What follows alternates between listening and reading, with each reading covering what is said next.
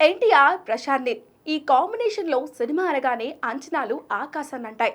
KGF, Salaar సినిమాల తర్వాత ప్రశాంత్ నీల్ చేస్తున్న సినిమా కావడం ఒకటైతే ఇది ఆయన డ్రీమ్ ప్రాజెక్ట్ అవడంతో టైగర్ ఫ్యాన్స్ ఆసక్తిగా ఎదురు చూస్తున్నారు.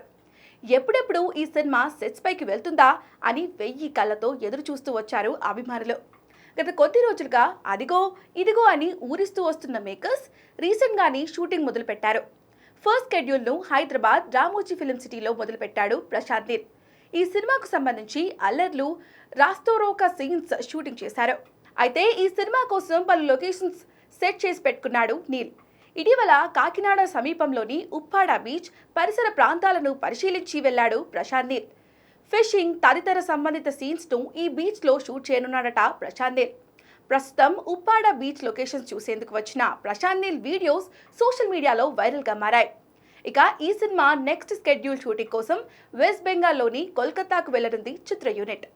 ఈ సినిమా 1960లోని వెస్ట్ బెంగాల్ నేపథ్యంలో ఉండనుంది. అయితే జూనియర్ ఎన్టీఆర్ మాత్రం మార్చ్ ఎండింగ్లో ఈ సినిమా సెట్స్లో అడుగుపెట్టబోతున్నట్లుగా తెలుస్తోంది.